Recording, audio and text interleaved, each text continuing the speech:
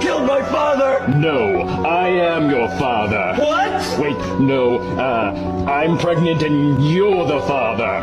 What? I mean, you're pregnant and I'm the baby. What? Okay, so my last challenge ended up being pretty easy. Scratch that, it ended up being extremely easy. Turns out rifles are a pretty effective weapon in this game. So I thought I would try something a little more challenging today and attempt to beat The Last of Us Part 2 with only throwables. Those being bricks, bottles, Molotovs, smoke bombs, and pipe bombs. Basically, if I can throw it, I can use it. I am not allowed to use any guns, any traps, or any weapons. That includes Ellie's switchblades. That's right, no knife, no gun, only brick. Obviously, cutscene kills don't count, and so that the game gives me enough supplies to actually craft weapons in this game, I will be playing the game on custom difficulty, where everything is set to survivor except my resources, which will be set to normal. Basically the same deal I did in my rifle only challenge. Now, I figured that this challenge should be pretty doable for me. I've never been all that good with stealth in video games anyway, so what's the worst that can happen?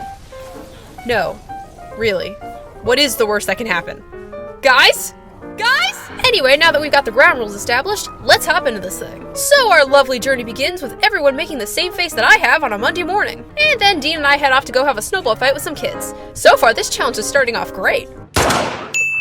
Dang it! Yeah, so since Abby's only given her handgun at the beginning of the game, I basically just ran through all of her fight encounters. Now, when Ellie reaches the supermarket fight, I am able to get around killing the first infected dude by getting its attention and sprinting full force out of the building and letting Dina deal with it. Unfortunately, with the second infected, though I do throw a bottle at its head, I am forced to knife him to death. Man, why can't I ever just win a challenge? So after running around a circle and chucking bricks at the infected for 5 minutes straight, eventually Dina took them all out and we got to make our way to the interior of the building. So I crafted a Molotov cocktail before entering the clicker fight, as I don't think bricks are going to be quite as effective on these guys. And fortunately the fight was a breeze. I killed one with the Molotov, bottled the other, while Dina shot it dead. Teamwork makes the dream work, baby. So with 2 Molotovs, I burned a bunch of infected and let Dina take out the rest. So far, this is going pretty good, I have to say. Meanwhile, Abby meets up with Joel and Tommy, but since Abby is a hip youngster, they don't really get along too well. Sometimes I wish the elderly would just die. Also, I find it hilarious that Joel said this when literally I had so much ammo. And then to prove how much Abby loves elder abuse, she bludgeoned Joel to death with a golf club, like you do. And now we're sad. Do you feel sad? You better feel sad. Ooh, pretty! So as usual, I just sprinted through the dome building fight, but this time I chucked a brick. Wow! So after dying horribly at my first attempt at the courthouse, I wasted a Molotov on my second attempt, which took out all but one of the infected. So I had to run around a circle for a good minute while Dina shot it with her stormtrooper aim. It's 2 feet away from you, Dina! Just aim! The basement fight was a breeze. I even came out of it with a Molotov to spare. And Dina even managed to shoot an infected mid-air, which was honestly super impressive for her considering past events. Like, 5 minutes ago, for instance. Anyway, now that we have the gas for ye old gate, we're off to the Saravina Hotel. So after wasting all my supplies at the hotel fight, Dean and I then continued on our way and then blew up. After how many times I played this game, you would think Ellie would learn that she's going to explode, but she never does. What a dip. And unfortunately, before the school fight starts, I have to stab Mr. Baseball Hat with my knife. Boo. Since technically I have to press the button that leads to his death, I am going to count this kill. See, kids, going to school really does ruin things for you. So after having to restart the encounter 3 times because Dina wouldn't attack the enemies, I just threw a Molotov at them and then she killed the last one standing. Thanks, Dina. Not like I was gonna need that thing for later or anything. And then I proceeded to die like 4,000 times during the rest of the school fight because I had no health. Sure, maybe that's my fault, but I'm just gonna blame Dina for it and call it a day. So I sneaky styled my way through town because I am not wasting my precious resources on these buttheads. Then we reached the easiest part of my challenge. Sure, maybe Dina is a little mad at me for making such a ruckus, but hey, at least I didn't fail my challenge. So I speed ran my way through the TV station fight, chucking smoke bombs left and right while I wondered why Ellie has to be the slowest runner ever to exist. And now we are in my least favorite section of the game, the sewer section. Smells like pee-pee and poo-poo in here. So I just chucked a brick and booked it out of there at the first fight. Same strategy for the second fight, this time with Molotovs. And I'm not even kidding, this area literally took me 40 seconds to get through. Woohoo! Yay me! Why does it smell like caca and wee-whiz in here? And then since I had like 0 patience, I just Molotov the infected in the last area and made a break for it. And now that we are finally done with all the senseless fighting and violence, Dee and I can finally leave the train station and... Alright, so even though in a previous challenge I thought that you had to shoot or stab the infected that grabs Dina before the chase, it actually turns out that you could just throw a bottle at it and call it a day. Nice! Of course, Dina, you could always try a little harder not to get caught and everything. I'm just saying, Dina, all I have is a bunch of bricks and bottles in my pockets. I should not be the main line of defense here. I think I'm pregnant. What the fuck, Nicole? Anyway, Ellie has a little flashback, which was all fine and dandy, if not a little slow for me, considering I've played this game close to 30 times now. And we're off to Hillcrest. So after almost making out of the first area and then getting caught because Ellie is stupid slow, I then tried again and was able to get through the area. Nice! I am out of basically everything though. And because of that, I literally just ran through the infected areas while burning good old Boris to a crisp. Then I proceeded to speed stealth my way through the second WLF fight, and I managed to get through the whole area in 4 minutes. I basically just mastered the enemy patterns for this game. My sneaking skills are getting crazy. And then I ran to Jesse, who made me fail my challenge 3 more times. Thank you so much, Jesse. I really appreciate it. And now, regrettably, it is once again time for the Tommy Sniper section. Truly, it is a dark day. Alright, let's add that to the fail meter. I had the tiniest glimmer of hope, and now it's gone. Screw you, Tommy! So I just ran around the hotel fight, letting Joel take care of the infected, occasionally chucking a brick or bottle for emotional support. You got it, Joel! I believe in you! And since I was hoarding all my supplies, I went into the bloater fight with 3 Molotov cocktails and was ready to rock and roll. And it actually went really easy. Yay! So Ellie headed off on another wacky adventure where we made some friends, chucked some bottles, and had an all-around good time. So I was getting pretty worried about the second stalker fight when I began chucking my Molotov cocktails at the clicker and it wouldn't die. I've had this glitch before, but I literally didn't know what to do, so I just tried sprinting through the area and somehow I managed to get out of the building. I honestly don't even know how that was possible. So after getting very hurt in the first scar fight and just running my way through the area like a chicken, the second scar fight was a total mess. But I somehow managed to get through it. You took the high score on Pac-Man, and for that you must die! This is Sparta! No, I'm not putting that in the video. That's so dumb. So I quietly sneaked my way through the hospital. No one had any clue I was ever there. Where's Abby? Hey, I'm a rat. I ain't no snitch.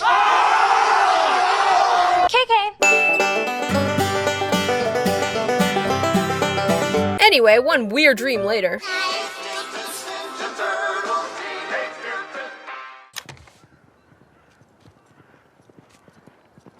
Ellie! You talking to me, ma? And Jesse and I are off to find Abby. I mean Tommy.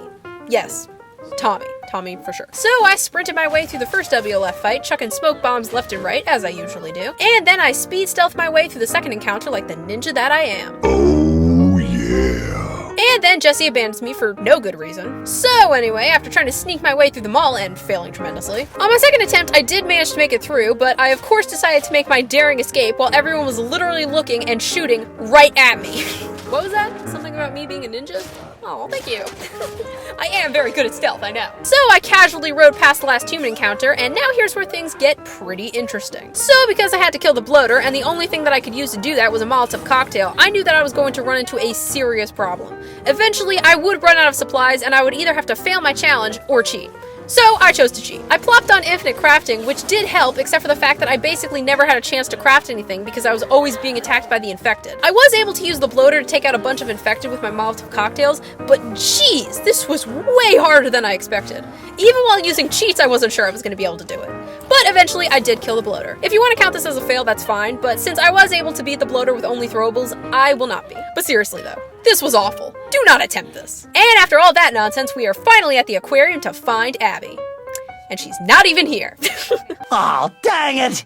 Well, I'm out of here. Goodbye, everyone. Also, I had to stab Alice as I was entering the building, James Bond style. Anyway, now that we're the Abster, it's time to relive Ellie's trauma and Joel's brain trauma. Thanks, game. I love it. Anyway, now that the game is done pissing off its fans, Abby and the gang head on out. Abby, I don't know what you think you're doing with that gun, but unless it can turn into a pipe bomb, you better put it away. And now it's time to go out for a lovely ride through town, where I end up being no help at all. Sorry, guys. I'm not fighting anything as long as you're with me. I am saving my pipe bombs. It's important. So, since I had basically no supplies, I decided to just speed stealth my way through the area, which I was able to do pretty quickly. Again, I am not wasting my supplies right now. I get way less stuff than Ellie. And now that we're at the gas station, I mounted in place, waited for help, and took my bullets with courage and dignity. No, don't kill me! I'm too young to die! What could I have possibly done to deserve this? So now that we reach the WLF base, it's time to meet some friends, play some cards, violate the Geneva Convention, and meet up with Isaac. I don't believe in human rights.